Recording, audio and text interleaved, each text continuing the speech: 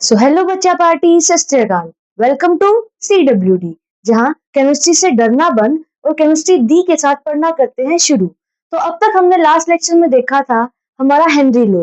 आज हम जिस टॉपिक के बारे में बात करने वाले हैं वो है हमारा vapour pressure of a liquid solution. Mainly हम इसमें बात करेंगे solid and liquid and secondly liquid and liquid. और लिक्विड एंड लिक्विड में भी हम किसकी बात करेंगे? बाइनरी फेज की। बाइनरी फेज यानी वहां पर दो कंपोनेंट होंगे, एक लिक्विड और दूसरा भी लिक्विड कंपोनेंट, यानी बाइनरी सॉल्यूशन के बारे में।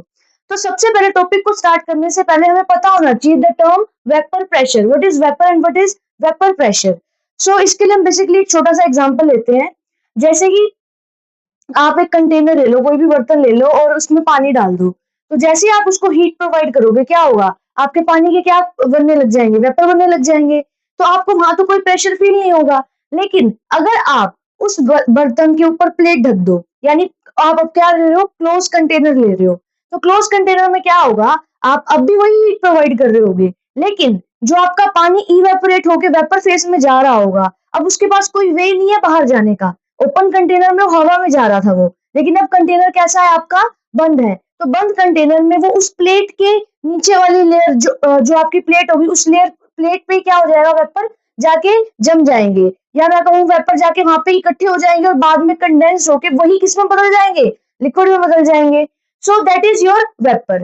और उसकी वजह से जो आपको प्रेशर फील होगा, आपका जो प्रेशर बनेगा वहां पे, किस पे वो प्रेशर कहाँ देगा? वो वेपर किसको प्रेशर देगा? जो आपका नीचे क्या है? लिक्विड है। उसी को क्या कहते हैं? Vapour pressure. So vapor pressure is defined as pressure exhibited by vapors present above liquid surface। जो लिक्विड सरफेस के ऊपर वेपर आए हैं, जब उनकी वजह से आपका प्रेशर फील होगा, किसको? आपके लिक्विड को। That is known as vapour pressure. अब मेनली हम जो इस टॉपिक में बात करते हैं वो करते हैं वोलेटाइल कंपाउंड के बारे में। अब आपको पता होना चाहिए कि वोलेटाइल क्या होता है और नॉन वोलेटाइल क्या होता है। तो बेसिकली वोलेटाइल कंपाउंड्स वो होते हैं जो इजीली इवेपोरेट हो जाएंगे, जैसे पानी है, आप ईथर का सॉल्यूशन ले लो, केरोसिन ले लो, या फिर आपका पेट्रोल हो गया। तो जो भी कंपाउंड, जो भी कंपोनेंट आपका क्या हो जाएंगे? इवेपोरेट हो जाएंगे। तो हम क्या लेंगे? उसको क्या बोलते हैं? Volatile compound. और जो आपका इजीली इवेपोरेट नहीं होंगे, जैसे शुगर है, तो वो क्या होगा? आपका नॉन वोलेटाइल कंपाउंड। अब हम यहाँ पे वोलेटाइल की ही बात क्यों करते हैं? क्योंकि क्या है, जब आपका कोई भी कंपोनेंट है, जब उसके वेपर बनेंगे यानी वो इवेपोरेट होगा, तभी तो वो कोई प्रेशर क्रिएट करेगा। दैट्स व्हाई यहाँ पे हम किसके बारे में बात करते हैं? वोलेटाइल कंपोनेंट के बारे में। फिर भी वही बात है, जैसे आपका प्रेशर कुकर है, प्रेशर कुकर में भी ये फिनोमेना काम करता है। यहाँ पे आप हीट प्रोवाइड करोगे तो जो सारे वेपर है वो आपके कहाँ? ऊपर जाकर एक सरफेस पे इकट्ठे हो जाएंगे, बाद में यही क्या करेंगे?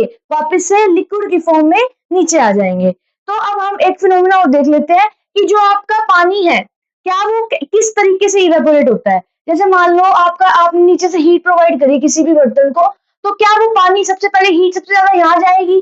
तो क्या ये वाले मॉलिक्यूल सबसे पहले इवेपोरेट होंगे? नहीं। क्या होता है, जो इवेपोरेट होने के लिए आपका जो मॉलिक्यूल होना चाहिए वो फ्री भी होने चाहिए। अब जो बीच में मॉलिक्यूल है, जो बल्क में बैठे हैं सोल्यूशन में, वो चारों तरफ से घिरे हुए हैं। इधर से भी पानी ने पकड़ा है, उधर से भी पानी ने पकड़ा है, ऊपर से भी पकड़ा है और नीचे से भी पकड़ा है, यानी पूरी तरह से वो घिरा हुआ है। लेकिन जो सरफेस पे आपके मॉलिक्यूल्स होंगे पानी के, वो फ्रीली मूव कर सकते हैं। क्यों? क्योंकि उनके पास ऊपर क्या है? फ्रीली, उनको किसी ने पकड़ नहीं रखा, कोई उनको खींच नहीं रहा, तो वो इजीली क्या कर जाएंगे? इवेपोरेट हो जाएंगे। तो आपका हीट यहाँ प्रोवाइड होती है, सबसे पहले वो सरफेस वाली एरिया पे जाती है, देन वो क्या हो जाती है? इवेपोरेट हो जाती है। तो यही सारी चीजें हमें किसमें पढ़नी है? लिक्विड फेज के अंदर। तो अब एक सिचुएशन अराइज होती है जहां पर हम कह सकते हैं कि इक्विलिब्रियम फेज आ जाएगा। जो आपका लिक्विड होगा वो वेपर में बदल रहा होगा, और जो वेपर होगा वो आपका लिक्विड में बदल रहा होगा। इसी कॉन्सेप्ट को आपको किसने एक्सप्लेन किया था? राउल्स रोरो ने। तो उन्होंने क्या कहा था कि for a solution of volatile liquid the partial vapour pressure, यानी वोलेटाइल सॉल्यूशन, जो भी वोलेटाइल कंपाउंड होगा जो इवेपोरेट हो पाएगा, तो जो उसका वेपर प्रेशर होगा अलग अलग कंपोनेंट का, अलग अलग कंपोनेंट मतलब जो आपका सॉल्यूशन होगा उसमें एटलीस्ट बाइनरी फेज के बारे में बात करें तो दो कंपोनेंट तो होंगे, एक सोल्यूट होगा एक सॉल्वेंट होगा। आपको क्या मिल जाएगा? सॉल्यूशन मिल जाएगा। तो for a solution of a volatile liquid the partial vapour pressure of each component of solution is directly proportional to its mole fraction, यानी उस कंपोनेंट के कितने मोल्स उस सॉल्यूशन में प्रेजेंट है वो उस चीज के पार्शियल प्रेशर पर क्या करेगा? आपका डिपेंड करेगा। तो उन्होंने क्या कहा, जैसे मान लेते हैं कोई एक P1 है, P1 किसका? कंपोनेंट 1 का प्रेशर। तो वो किसके प्रोपोर्शन आ जाएगा, उसके कितने मोल्स हैं, तो काई1 के ऊपर, मोल फ्रैक्शन के ऊपर। अब ऐसे ही P2 क्या है, कंपोनेंट 2 का पार्शियल प्रेशर, वो किसके इक्वल आ जाएगा, जितने उसके मोल प्रेजेंट है उस सॉल्यूशन के अंदर, तो P2 is directly proportional to काई2। अब यहाँ पे प्रोपोर्शनलिटी का साइन हटाएंगे तो एक कांस्टेंट आ जाएगा, P1 equal to P1 naught काई1 and P2 equal to P2 naught काई2। अब क्या है P1, क्या है P2 और क्या है P2 नोट P1 नोट, तो P1 और P1 नोट अलग अलग बातें हैं। जैसे जो आपका P1 नोट है वो क्या है, अगर इसको यहाँ समझेंगे हम, जैसे आपका कोई एक वेसल है, उसके अंदर कंपोनेंट ए भी है और कंपोनेंट बी भी है, जो मैंने आपको ब्लैक और ब्लू कलर से दिखाया हुआ है। तो जो आपका टोटल प्रेशर होगा उन दोनों कंपोनेंट का सम होगा, जिसको हम क्या कहेंगे, पी कहेंगे। लेकिन अगर एक जो प्रेशर है वो सिर्फ किस कंपोनेंट की वजह से है, एक सिंगल ब्लू कंपोनेंट, यानी एक सोल्यूट या सोल्वेंट कोई एक कंपोनेंट उसमें प्रेजेंट है, यानी किसी और की वजह से वो प्रेशर नहीं लग रहा होगा, तो उसकी प्योर फॉर्म में वो सिंगल एक कंपोनेंट कितना प्रेशर फील करा सकता है, वो आपका क्या कहलाएगा, उसका P1 नोट। यानी जो आपका P1 और P1 नोट में क्या डिफरेंस हुआ, P1 नोट जो है प्योर स्टेट में, यानी उसके किसी के साथ कंबाइंड फॉर्म में प्रेजेंट नहीं है, वो इकलौता ही प्रेजेंट है सॉल्यूशन के अंदर, तो इकलौता प्रेजेंट है तो सारा खेल उसी की वजह से हो रहा होगा, तो जो प्रेशर वो लगा पाएगा उसको बोला जाता है P1 नोट। लेकिन वही प्रेशर जब किसी के साथ कंबाइंड फॉर्म में आ जाएगा तो अब वो कंबाइनली एक फर्स्ट कंपोनेंट की वजह से भी और सेकंड कंपोनेंट की वजह से भी प्रेशर लग रहा होगा, तो उस प्रेशर को हम क्या बोलेंगे, P1 and P2, first component का P1, सेकंड कंपोनेंट का P2। उसी फर्स्ट कंपोनेंट को उसके प्योर फॉर्म में क्या बोलेंगे, P1 नोट होता होगा, किसी और के साथ कंबाइंड फॉर्म में नहीं होगा, तो जो वो प्रेशर एक्सर्ट करेगा दैट इज P1 नोट। ऐसे P2 के लिए P2 नोट, तो क्या लिखा गया है, where P1 and P2 note are the vapour pressure of the pure component, यानी वो कंपोनेंट जब किसी के साथ कंबाइंड फेज में नहीं है तब वो कितना प्रेशर एक्सर्ट कर रहे हैं, that is your P1 note and P2 note. जो हमारा नेक्स्ट टॉपिक है वो क्या है, Dalton's law of partial pressure. इन्होंने क्या कहा कि जो आपका टोटल सॉल्यूशन का प्रेशर होगा वो अगर हमें कैलकुलेट करना है तो वो किस किस बात पे डिपेंड करेगा कि P1 और P2 क्या है, यानी जो सोल्यूट के कारण प्रेशर लग रहा है वो और जो सोल्यूट के कारण प्रेशर लग रहा है वो, तो P1 इज योर सोल्यूट का pressure, P2 is your solvent का प्रेशर। तो आपका जो इन दोनों के बराबर जितना भी आपका प्रेशर ये एक्सर्ट कर पाएंगे उनका टोटल निकालने के लिए मुझे क्या करना पड़ेगा, उन दोनों का सम करना पड़ेगा। और हम ये लास्ट लेक्चर में शायद पढ़ चुके हैं, लास्ट टू लास्ट लेक्चर में, कि जो बाइनरी सॉल्यूशन होता है उसके लिए जो आपके मोल फ्रैक्शन का सम होता है फॉर कंपोनेंट 1 एंड 2 सोल्यूट और सॉल्वेंट के लिए, वो हमेशा किसके इक्वल आता है, 1 के इक्वल। तो अगर आपको इस रोल्स लॉ के अकॉर्डिंग क्या था कि जो आपका P1 है, पार्शियल प्रेशर ऑफ कंपोनेंट 1 है, वो उसकी प्योर स्टेट में कितना होगा और काई1 के इक्वल आ जाएगा। ऐसे ही P2 is equal to P2 naught काई2। तो टोटल प्रेशर निकालने के लिए मुझे इन दोनों को क्या करना पड़ेगा, सम करना पड़ेगा। तो P1 की वैल्यू क्या है, P1 नोट काई1 यहाँ लिख दी, फिर P2 की वैल्यू क्या है, P2 नोट काई2 यहाँ लिख दी। अब यहाँ से काई1 प्लस काई2 इक्वल टू 1, यहाँ से काई1 की वैल्यू निकालो तो क्या निकल जाएगी, 1 माइनस काई2। अब काई1 की वैल्यू को यहाँ पे पुट कर दो, 1 माइनस काई2। अब P1 को इससे मल्टीप्लाई करोगे तो P1 नोट, इससे मल्टीप्लाई करोगे तो P1 काई नोट प्लस P2 काई नोट। अब इन दोनों टर्म में से क्या कॉमन आ सकता है, काई2 कॉमन ले सकते हैं, तो काई2 को कॉमन ले लिया, तो P1 नोट प्लस यहाँ से काई2 कॉमन आ गया, बचा क्या, माइनस का P1 नोट, वो मैंने पीछे लिख दिया, प्लस का P2 नोट ये आ गया यहाँ पे। तो यहाँ से हमें क्या पता चला कि जो आपका टोटल प्रेशर होगा वो किसके मोल फ्रैक्शन पे डिपेंड कर रहा है, सिर्फ एक कंपोनेंट के, काई2 कंपोनेंट के, यानी दोनों कंपोनेंट के। इसी चीज को ग्राफिकली हम कैसे देखा था कि, तो हम इसको एक ग्राफ के मेथड से देखेंगे। क्या यहाँ पे रियलाइज हुआ कि जो आपका टोटल प्रेशर होगा वो किस कंपोनेंट पे डिपेंड कर रहा है, सिर्फ एक कंपोनेंट के मोल फ्रैक्शन पे।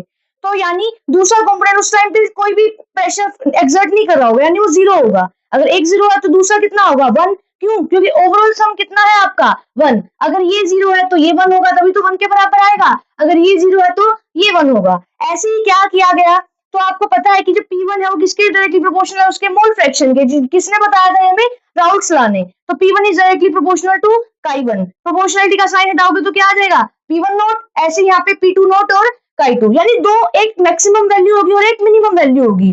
तो P1 अगर काई1 मैक्सिमम टू मैक्सिमम 1 के बराबर हो सकता है और कम से कम वो 0 के बराबर आ सकता है, तो मिनिमम वैल्यू काई1 की क्या है, 0, और मैक्सिमम वैल्यू क्या है, 1। अगर मिनिमम वैल्यू काई1 0 है, अगर यहाँ पे 0 पुट कर देंगे तो P1 किसके बराबर आ जाएगा, 0 के, क्योंकि 0 को किसी भी चीज से मल्टीप्लाई करोगे तो ऑब्वियसली आपका आंसर क्या आने वाला है, 0। तो ये आ गया P1 किसके बराबर आ गया, 0 के। सिमिलरली अगर काई1 की वैल्यू क्या है, 1, तो इस फैक्टर को 1 से मल्टीप्लाई करो तो यही फैक्टर वापस आ जाएगा, ऐसे 2 1 जा 2 तो 2 वापस आ गया।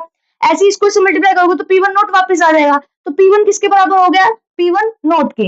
ऐसे ही आपके काई2 के दो केस बनेंगे, मिनिमम वैल्यू और मैक्सिमम वैल्यू। वहां पे भी दो केस होंगे, मिनिमम 0 वैल्यू एंड मैक्सिमम आपकी 1। तो मिनिमम काई2 अगर 0 है तो ये किसके बराबर आ जाएगा, 0 के बराबर। अगर काई2 की वैल्यू क्या है 1 तो ये किसके बराबर आ जाएगा, P0 2 के बराबर। अब इसी चीज को ग्राफ में कैसे समझाया गया, एक स्टेज ऐसी होगी मेरी जहां पर x1 कंपोनेंट प्रेजेंट होंगे, x1 कंपोनेंट प्रेजेंट होंगे यानी वहां पे सिर्फ x1 कोई एक ही कंपोनेंट प्रेजेंट है, x2 भी ऐड ही नहीं किया गया, यानी सोल्यूट है तो सोल्यूट, सॉल्वेंट है तो सॉल्वेंट, कोई एक कंपोनेंट प्रेजेंट है।